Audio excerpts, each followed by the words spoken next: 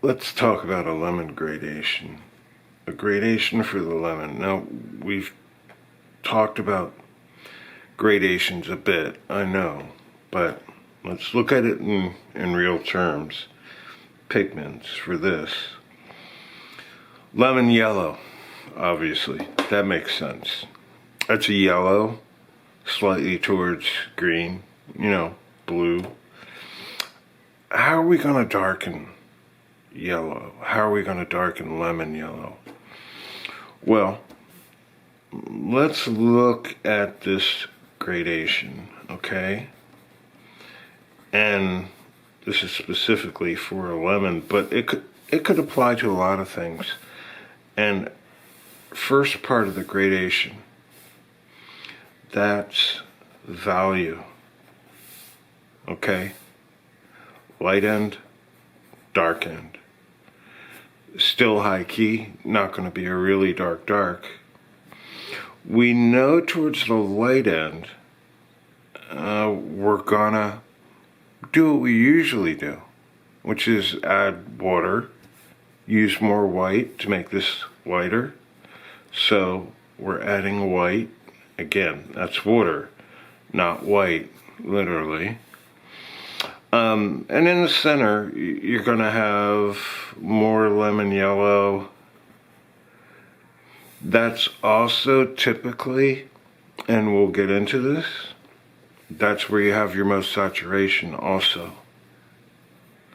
So, how do we darken it? Well, the second part of this is saturation.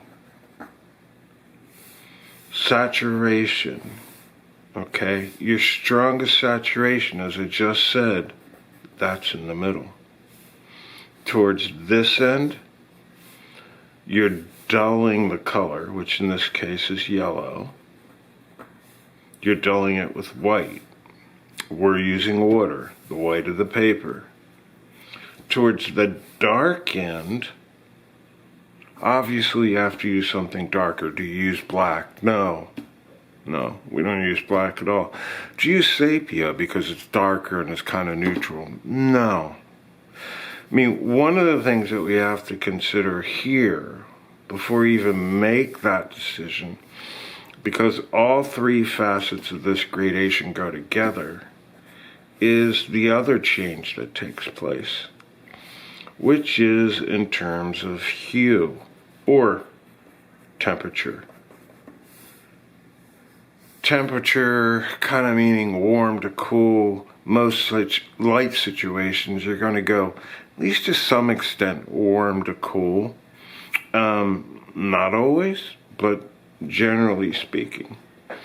So, we're lightening yellow with white. And generally speaking, this is going to be pretty warm. So this is warm here.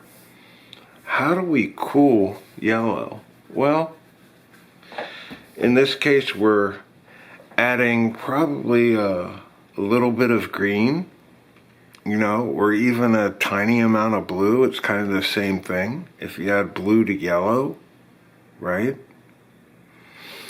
You're going to push it towards green. Very, very small amount. But the natural change here is from yellow towards green. Because remember, the hue is really kind of relative and it changes with the light, So in shadow, it is actually a slightly different hue than it is when it's illuminated. And when it's getting a lot of light, like in the lightest end of the gradation, here, the light actually from the light bulb or whatever, your light source is, actually washes out the light a little bit. So that's why your most saturated color is generally in the middle. As you go towards the darker end, the color, most light situations, gets cooler. Cool, warm. natural thing to do with yellow is push it towards green. So we're going to use a little bit of blue and push it towards green. Now, does blue darken yellow? Yes, obviously. So adding blue is going to darken it also. But here's the thing with saturation. Does adding blue to yellow, because with saturation, your saturation is strongest in the center. Then it's going to lessen as you go towards the lightest end, and your saturation is going to lessen as it goes towards the dark end. How do you dull that color? Well, adding blue, in a lot of cases, is just going to make green, it can still be a fairly saturated color, and it's not really going to make sense. Again, the color in a shadow isn't going to be as strong. The hue is going to change slightly, but it's also a lot duller color. So, we already know we're adding blue. Blue. Blue. How do we dull yellow towards the darker end? With its complement. So, the other aspect of this is going to be adding violet. That's its complement on the color wheel. You should know what your complements are, whether you're major or non-major. I mean, majors obviously already do, but if you're non-major, you got to learn that. And it's not that much information to learn. So, violet. You got to find the right combination to make that gradation work. This isn't like some formula and we can figure out ahead of time how many drops of this and how many drops of that. You got to work this on the palette. Conceptually, this all makes sense. You basically have one gradation that goes from lemon yellow in the center. You just add water to lighten it. Towards the dark end, you're going to add a tiny bit of blue and a tiny bit of violet. Okay? And again, those are small amounts. Small amounts. And you have to see, you have to see on your palette, you have to see maybe on work that you actually do on paper, how that works out. There's always going to be trial and error, okay? Okay, so here's my lemon yellow right here, just mixed with water. And one of the things is, as we go towards the lighter end, I'm adding water, right? So if I take a little bit of this, put it in here, right? I'm basically just going to add water, lighten it. Okay. The other thing is, especially towards the lighter end, sometimes because lemon yellow does already tend towards green, just slightly. Besides adding water, I might take a little bit of cadmium yellow, right here. And again, I wouldn't do this for the strongest part of the gradation in terms of color. But towards the lighter end, you could actually mix a bit of that cadmium in. You don't want to do too much. I'll put a little bit more lemon yellow in there.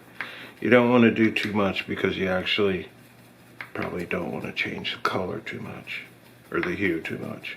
So I'm mainly just adding a lot of water.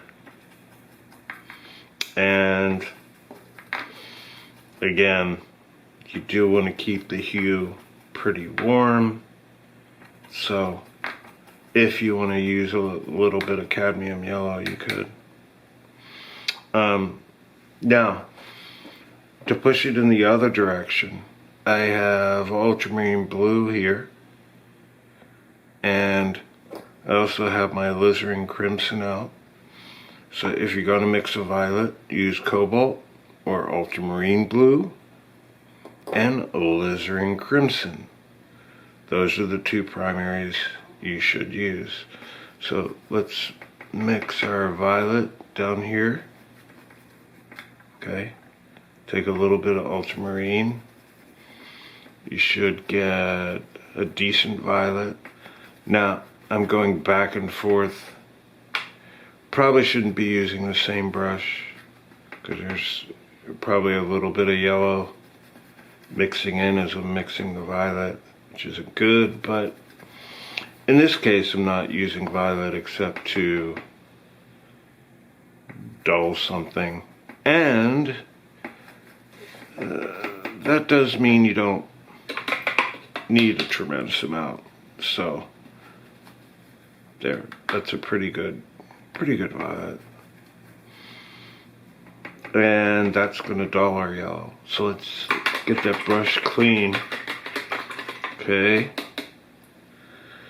Take a little bit more of the same yellow, which is a very saturated lemon yellow. Okay. And we'll take a little bit of the violet, mix that in. And again, it doesn't take very much. You're going to take a little bit at a time. See what it looks like. Right? A little bit at a time. And you might mix a couple of different ones.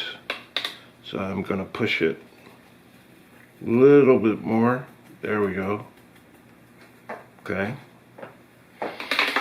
Then again, clean the brush. I'm going to take some more of my really saturated yellow. This time I'm going to add more violet.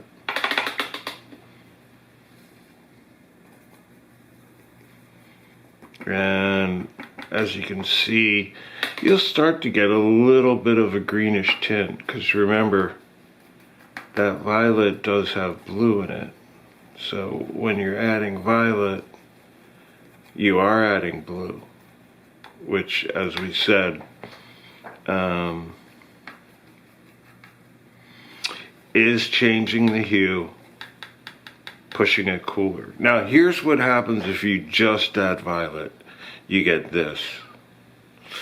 Kind of somewhere in between green and brown, but probably a little bit too brown for a lemon. That's where the subtlety comes in and the trial and error comes in and all this. That besides adding the complement to dull yellow towards the darker end, we also need to change the hue so that your shadows don't look too brown, too warm. So that means you might be adding a little bit more blue to kind of push it towards green. And in that case, if you're adding blue to make it darker and push it towards green, you have to consider also what blue. Do you use cerulean or ultramarine? And in this case, I'd probably use cerulean, just because the cerulean is gonna push it more towards green a lot more easily. The cerulean is our blue for mixing green. And so you get more of a shadow like this. And this definitely looks a lot more green. So you get a cooler shadow, also duller. You don't want it to be a bright green or anything like that. But, you know, that's the basics. Color mixing is definitely about finding a balance. Going cool enough, dark enough, getting it duller without getting it too green or too brown, and you know, it's trial and error. but it's better to try working a lot of these things out on the palette, you know, as opposed to the paper. So let's start just by doing a scale, and I'm going to start with my real saturated yellow right here, okay? And I'm going to keep them separate for now and see what they look like, and then we'll try it wet on wet. And then I'm going to go to one step lighter here.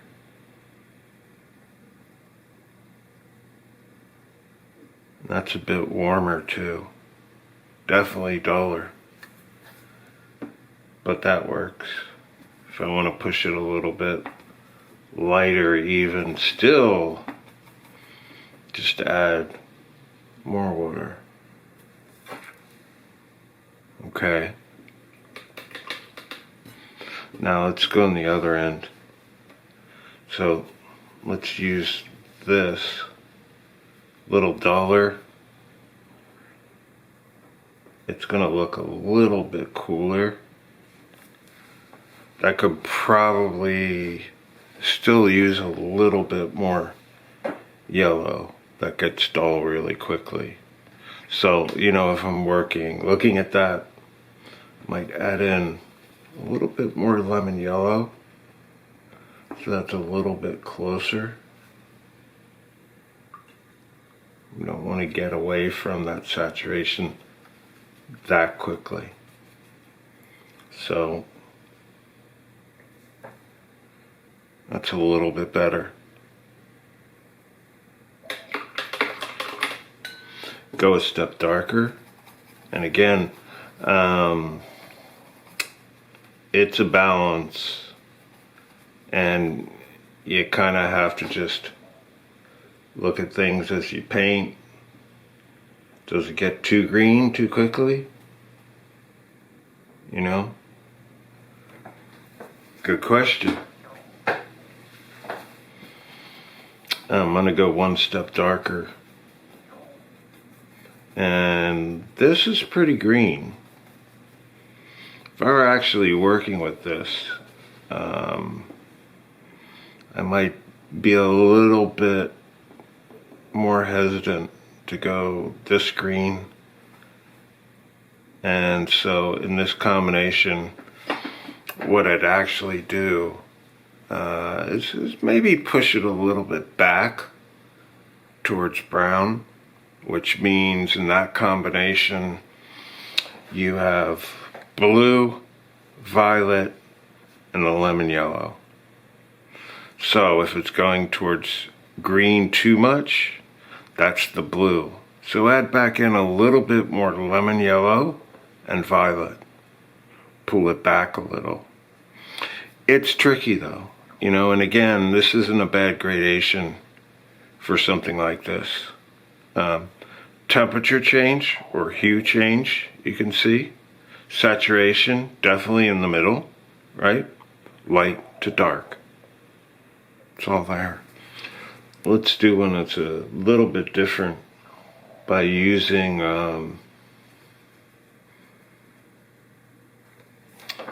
wet on wet. What I'm going to do is use that lightest yellow first, or that lighter yellow. And again, I'll just take a wet brush, drag it out a little bit to make it even lighter here. I'm not gonna put this underneath the lemon yellow because the lemon yellow is my strongest saturation. I would probably, if I were painting, put that down first, but I'm gonna put it down right next to this. Let it bleed a little. I'm gonna carry this out a little bit further, right? And again, I'm gonna build my darks on top of this. Let's just saturate this a little bit more, right? So again, here, that's getting lighter, warmer, you know. And one of the things that you notice is that is more saturated than what you have there, and that's important, especially kind of in those mid values. You want to get as much saturation as you can. That makes sense. Now, the danger is when you're working wet on wet with something like this is that you lose your really saturated areas, because this, which is duller, a little bit of that cadmium yellow bleeding in, doesn't make quite as saturated a yellow when you mix those two. So especially if I go in, and that's again where you have to be careful with wet on wet. If I go in with a duller yellow here, right? How much is that going to bleed into this? Am I going to lose that strongest saturation? Good question. So let's go in with 1 step darker. Right here, okay. That's 1 step darker.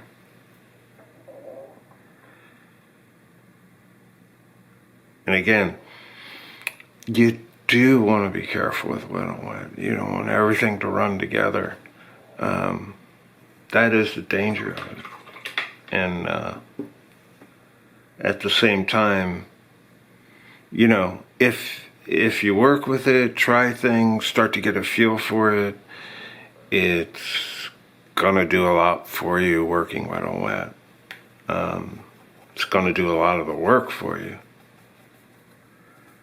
So just down here, I'll put my dullest, darkest color. We're not getting really dark because it is a lemon. It's very high key. Not quite as high key as a egg, but pretty close. So I'm just dropping some more paint in like that. So that's kind of how it works. And again, with wet on wet, the thing you want to be careful of here is that center area. You don't want everything to mix together, because then you lose your strongest saturation. Right now it's staying there, but if I was really painting this and I was doing a lot of wet on wet, I'd be really careful about that lemon yellow.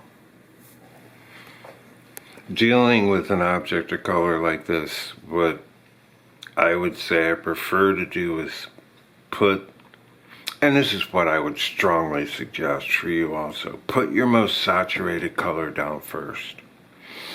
And you don't necessarily want to work lightest to darkest, because then you're putting down maybe a lighter lemon yellow. Maybe it has a little bit of cadmium mixed in it if you want to push it warmer.